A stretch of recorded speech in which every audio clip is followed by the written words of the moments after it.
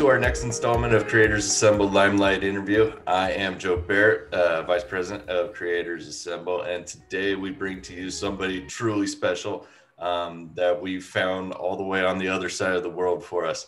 I actually discovered his work while searching the hashtag Black Creators on Twitter, and stopped me dead in my tracks. Couldn't be more amazed by the work that he's produced. So I just wanted to share with the world Ibim Cookey. How are you? Yeah, I'm doing good. How are you? Oh, I'm fantastic. I'm great. So you were kind enough to help us out on a few projects that we've actually had put forth. But really the most important thing is the work that you do, which is just incredible. So I honestly, for people that aren't familiar, can you tell them a little bit about yourself? Okay. My name is Ibim Cookey, and I'm from Nigeria, and I'm a contemporary Nigerian artist. I work predominantly with charcoal and acrylic and watercolor. Basically, I work mostly on portraiture. I'm actually a graduate of architecture, so I'm actually an architect too, and I'm an ambassador to the Ministry of Culture and Tourism here in Rivers State.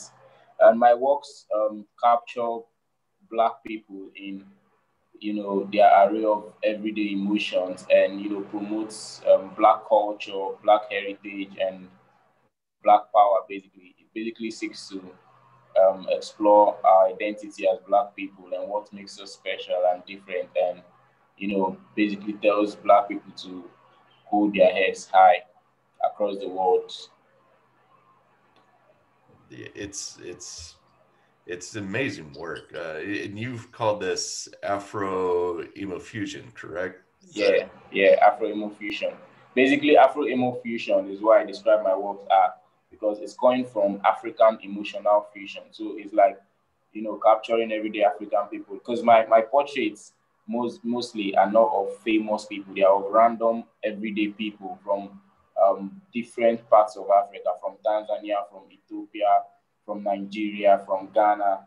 So basically, it's capturing their everyday emotions and how, the struggles they face in the African continent.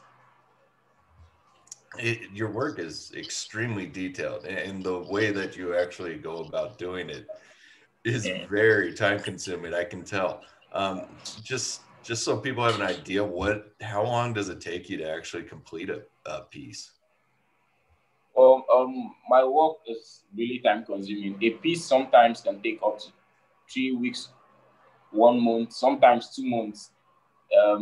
Depending on the stretch of work, the size of work, and if I'm working on other projects. But mostly it takes roughly around 200 to 250 hours to complete one piece. Wow. Um, how did you discover doing this? How did you get into this kind of artwork? Basically, I've been drawing since I was young. But as a young boy in Nigeria, mostly we deal with, we try our hands on comics and cartoon characters and stuff. But um, growing up, I started finding, I saw an artist online. He's a Nigerian too, but he's based in UK. He lives in the UK. He's a British citizen too. Kelvin Okafor. He does like really realistic portrait drawings. So I stumbled across his work and I was like, damn, I need to try something like this. So I basically do not have any formal knowledge in art. So most of the work I do have just been, maybe exploring different materials and trying out different things. So I just kept on watching YouTube videos, reading art books, and then experimenting with different materials. And apparently you found something that you truly like. So I guess on top of that, what's kind of walk us through your process a little bit. How do you get from blank canvas to finished product here. Yeah. Okay. I don't know if you can see, but there's a piece behind me, and there's another one beside me. There's another one beside me. I just started. Uh-huh. So then this is the one in front of me. That's so good. So basically, my process is first of all, image selection. I don't take my reference photos by myself. So I go on Instagram, I go on Pinterest, I look for reference photos, and I select the reference photo that I think portrays, the kind of story I'm trying to tell at a particular point in time. Then after that, I put up the paper or the canvas on a board, and I produce a grid line. A grid line is basically a geometric calculation that helps with the proportions, because most of my pieces are large. So after the grid line, I mostly start drawing from the eyes, because I feel like the two things that are unique to every individual on earth is the eyes and the thumbprints. No one can have your exact eyes, and no one can have your exact thumbprint. And that's why for most of our technology devices, our security kits are mostly retina scans and thumbprints. So I start from the eyes, because from the eyes, I can already feel the emotion and then capture all the details I want to capture from the person. So then it just keeps going into hundreds of hours and hours of work. And I don't think about the finished. I think that's one thing most people need to know. I don't think about the finished work when I'm creating a piece. I just try to enjoy the process. So I wake up every day and I show up to work, and I put in maybe say 4 or 5 hours, sometimes more. And I just focus on a particular section. If I'm working on the eyes today, I focus on the eyes and the details, and make sure that they capture as much details as I want to show and as much emotion as I want to show. And then I move to other parts of the face. So that helps me, enjoy the process better. And how do you know when you've reached the end point, essentially? Well, a famous artist once said, art is never complete. you know, I feel for me, when I think I've reached the end point, is when I feel satisfied with a piece. Sometimes I even finish a piece and then go to bed, and I wake up the next morning and I feel like there's something still missing, or I feel like it doesn't speak to me. So then I have to rework it, because I feel like as an artist, if your work doesn't portray the array of emotions you're trying to show, the next person or the viewer or the art collector or the gallery or the art fair or the museum, they're not going to feel it. So I feel like I can tell when I think a piece is complete or ready to be shipped to a collector, a gallery, when I feel like this piece speaks to me, or it's portraying enough emotions that I want to portray. You show so much heart and passion, and just there's so much of a soul inside of that work. Clearly this means something to you. What are you trying to say with your art? What are you trying to get out there? Basically, there's something about being black, not just about being black, but about being a black African. Because in the world, there's a segregation between whites, blacks, Latinos, basically people of different race. Sometimes it's subconscious. It's not something that is intentional. Sometimes it's not like the other race feels superior to this race, or this race feels superior to the other race. It's just that the society itself, which all of us, me and you, were born into, has already had, like a social construct to these things, So even people who are neither racist nor, have any segregation in them, they're just born into a system that just already accuses them of this, So I feel like my work basically tries to tell Black people to, appreciate themselves more. so they don't feel like every white person is like, trying to racially abuse them or trying to undermine them as individuals. Because I feel like as individuals, the first step to, being ourselves is to fully grasp or to fully understand who we are as a people. When you understand where you're coming from and where you're going to, then you just understand that every other thing around you is just noise. So my drawings try to, capture the struggles we face as Black people, as Africans, and, try to project the possibilities of, equity and a better life or a better future for us as a people. And I feel like if this reflects on Black people, then it touches. Funny thing is, most of my collectors are foreign people, like they're white people, people from France, people from England, people from Europe, people from white South Africans. So they are buying these Black pieces not because it's a Black painting, but because of the story attached to the work, because they can feel an emotional connection, and they buy into the idea that we may not achieve equality or equal opportunities or everything for all of us on earth. In fact, I think that it's unachievable, but I think we can find equity, we can find like a balance in the scale, and everybody can unleash their full potentials and be given equal opportunities to showcase themselves. And those are some wise words that I could barely keep up with. You are an amazing human being.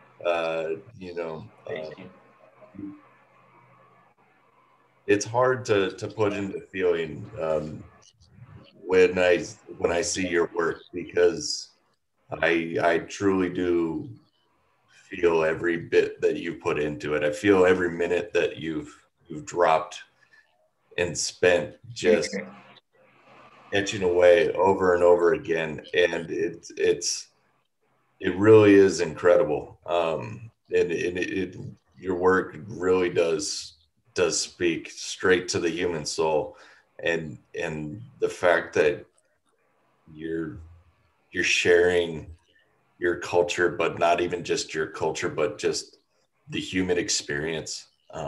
It speaks so deeply, and it really is just incredible. I have few words to say on that, because I am so impressed. Thank you.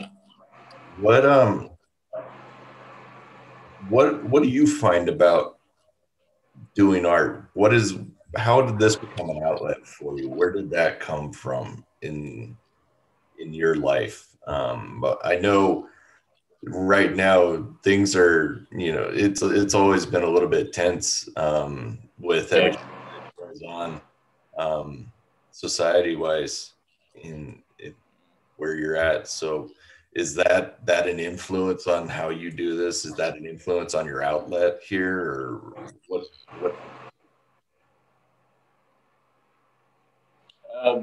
Basically, I think what really influences my work is me just trying to find a voice. Being young and African, and being in a country like Nigeria. I can remember some time ago when we had the protest going on, and you saw some pictures of me in the protest ground, and you were like, Ibim, what's going on? and I'm like, I just went out to join in solidarity with my fellow young people to like speak up against injustice and police brutality and all that. And currently now there's something going on in Uganda. Uganda is an African country too. They had their election yesterday. Their current president has been the president for 35 years. and then there's a young reggae musician who is contesting against him, and he's basically 38 years. So this means he was 3 years old when the current president took power. And the current president doesn't want to leave power. So what he did was he submitted a proposal to the Senate to increase to allow him run for a 6th term. So so basically, I'm making reference to this because seeing things like this and hearing things like this and being on the web space and, you know, seeing what's happening in America with even Donald Trump and, you know, inciting insurrection and everything, as a young Black person, as a young African, it's just about me wanting to, you know, give a voice or lend a voice to these things happening. And I can't go to the Nigerian government and just air my voice, or go to the Senate, or go to Uganda and just air my voice, you know. But you know, we've been blessed with social media and the internet and the web space. So basically, just me putting all this array of emotions and all these thoughts and, you know, all these influences and all these things happening around me in my artwork, and sharing it online and sharing it, you know, across the world, and, you know, getting feedback. Feedback is really important, because sometimes I have like a particular thing that influenced or inspired a particular work, and then someone else sees that work, and, you know, they open, you know, a possibility of their experiences. Like, let's say they send me an email or a DM, and then they say, oh, this work speaks to me. I remember when I had this African friend, or I remember when I was in this situation, and, you know, just seeing this piece just makes me feel, you know, elated and stuff. So it just, you know, finding that voice and being able to influence and impact on other people and being able to inspire other young people is really what influences me and what motivates me to keep creating. That's fantastic. And I know, you know, that's part of the reason why I reached out to you too, was because, you know, seeing your voice out there and realizing that, you know, we could be a platform to actually share that voice too. I don't think people understand how powerful it is to share people's social media posts sometimes, especially people that don't have the large magnified voice that you know, celebrities every day have, you know, where they can reach the entire populace. But it's the people that, you know, have only a couple of followers, or you know, just only a couple hundred followers that need to be, you know, shared. And especially when it comes to, you know, when there are times that are troubling, times that are difficult, how much you can do with just sharing somebody else's voice that's in the midst of it, and hearing somebody else, that goes miles. And so, trust me, having the social platforms to actually be able to find you, period, and speak to you has been absolutely rewarding. And trust me, you know, everybody knows you're one of the ones that I will retweet and send out the most, because, you know, I know you have something to say that's worth listening to. So, moving off of the social justice bit, I guess let's get into the fun part of creating a little bit. I kind of always ask people, you know, everybody that creates generally listens to music while they're making their pieces. What are you listening to while you create? Man, like right now, I listen to you know, a lot of music, because I always listen to music or podcast when I'm working. But, you know, currently, Afrobeats, now the Nigerian music industry is taking over the world. Like, Afrobeats music is so huge right now, and, you know, my favorite African artist is Wizkid. He's a young musician. Not just his music, but like his story inspires me a lot. And then there's Burna Boy. You know, Burna Boy is a great Nigerian musician. And then there's Brymo, and you know, there's Davido, and just like a whole lot of artists. But right now, I feel like right now the song that really gets to me, right now whenever I'm working, is a new song on. I think you should check out his album, Wizkid, Made in Lagos. It's Lagos is a state in Nigeria. It's the most commercial state in Nigeria, and is a state with the highest population in Africa. It has about 20 million people residing there. So his album Made in Lagos is currently what I'm listening to all the time. And my favorite songs from the album, we just dropped the video visuals for it. Ginger, Burna Boy and Whiskey, Ginger. You need to check out that song and check out that video. So clean and so smooth. And I love Reckless, the song from the album. I love Gyrate, the song from the album. I love Blessed, featuring Damian Marley, the son of Bob Marley. It's like really, really, really good song. And you know, Davido has like his own album too, titled A Better Time. And Burna Boy is a Grammy-nominated Nigerian artist. His album has been nominated for Best World Album in the Grammys. You should check that out. The title of the album is Twice as Tall. Awesome. And you got me making a list right now of everybody I need to check out. Yeah. The album is super nice. African artists are doing, and they all came out for the protest. They all lended their voice to stop police brutality, and they're just doing like super amazing things. You know, getting nominated for the Grammys, the BET Awards, the Brits Awards, the American Music Awards, the MTV Base Awards, and all that. So they're doing really great stuff. Fantastic! I love it. So,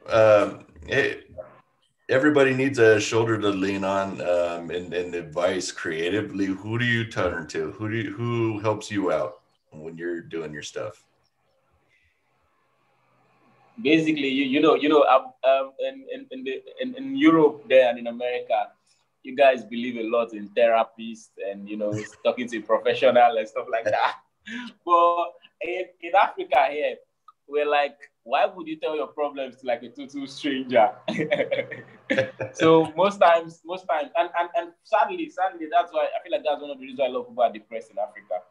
So, because, we just, personally, I feel like I talk to my mom more about, stuff going on in my life and everything. So whenever I feel like I'm down or something, I just like go to my family house, I leave my studio and go to my family house and, chill and talk with my mom. Sometimes I just like chill with other artists. I have like a friend of mine who's an artist too. He's currently in the studio here with me. Like we've been working on some pieces together, and he's an amazing artist. He's brilliant. I think you check him out on. I don't know his Twitter handle, but I think you check him out on Instagram. Gift Umba, Gifts, then MBAH. I think he's like an amazing artist too. So basically, he's doing like a 6 months residency with me. So like we're working on a lot of pieces and stuff. Like he's an awesome artist too. So like, just come and say hi to him. Just see him for like 2 seconds. So we're like working on amazing stuff together. So I just chill with other African artists and other amazing Nigerian artists, and like we just talk about arts basically. That's good. That's good to have that system around you, to have people to help you out there. So I guess big question is, what are you trying to achieve with your art? What's success for you? Where's your end game? I feel success for me is, some people would argue that success is, being super rich and, buying Rolls Royce and, living in a mansion and having like all the things money can buy, like a private jet and all that. But I feel success for me is really making impact. I was telling you something earlier, some time ago when we spoke, after the SARS protest and, me being able to showcase, in the US and the UK and stuff. I feel success for me is about impact. I want, definitely, we're not going to live forever, so I want years from now, even when I'm gone, I want the younger generations, like hundreds of years from now, to be able to Google my name or go online and see that this person had a voice, he made an impact, he spoke against police brutality, he spoke against corruption, he spoke against injustice. He basically tried to promote culture, heritage, peace, love, and everything. So I think I have streamlining it down to physical achievements. I think I would love to, be in the top major art fairs in Europe, the Art Fair Miami, Art Basel. I would love to own my own art gallery here in Rivers State, Nigeria, where I reside. I would love to like have a studio where I can bring like hundreds of young people who do not have the means or the resources to harness their art skills and teach them art, teach them how to draw, teach them how to paint, teach them the business of art, and groom and watch them grow into successful artists. Um, I would want probably to either be nominated, in Times as top influential under 35 artists sometime in future. I would love to win the Nobel Prize of Peace, and I feel like I just would love my artwork to be in the right places. There's one thing about people buying your art, and there's one thing about your art being in the right places. A lot of people can just buy your art either to, for money laundering or, because they just feel good about it. But then I want my art to be in homes where, people would look at it and then they would feel where I'm coming from, and they would try to relate to my story as a person and try to understand my ideas and, the things I value as an artist and as an individual. So that would be success for me. That's actually that's ambitious, and that's everything that an artist should have, is that ambition and that drive to reach that. And you're absolutely right. Anybody can sell a piece of art. It's selling it to the right person. It's having the right people connect with it and actually believing in it. I think that's underrated. Amazing. So I guess I'm kind of wrapping up things here. Where can people find you on the social media? Mostly they could just Google Ibim Cookey, and they can get like all the information they need about me. And on Instagram, you can find me at ibim.cookie. On Facebook, Ibim Cookey. On Twitter, I am Ibim Cookey. And basically that's just where they can find me. Great. I can't say enough great things about you, Ibim. You've been fantastic for us here, and you've been a huge hand in helping us along the way here, and we're glad that we can be a voice for you as well. So I guess if there are any other people that are out there that would like to be a Limelight artist and actually be featured with us as well, you can visit creatorsassemble.org. While you're there, go ahead, check out the gallery that we've set up for Ibim. You won't be disappointed. And we will catch you next time. Ibim, thank you.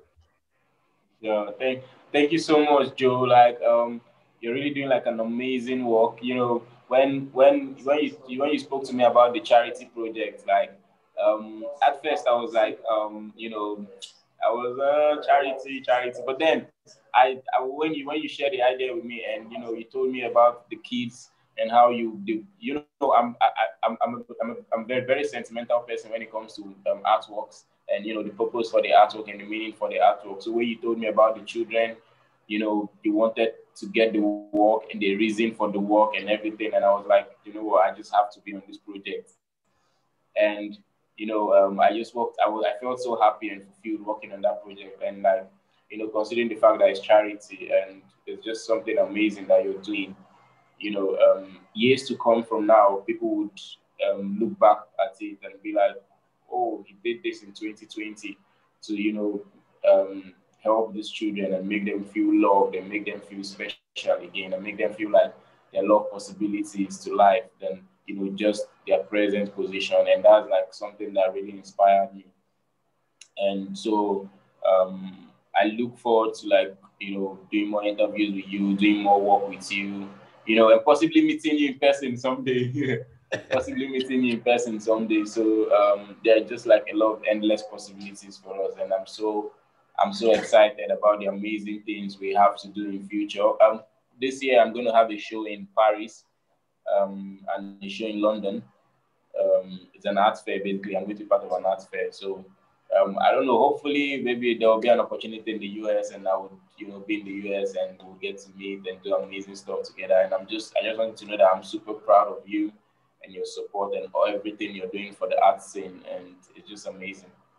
Well, thank you, sir. Thank you so much. And trust me, there will be a day when we will meet in person. I promise you that much. Yeah, absolutely.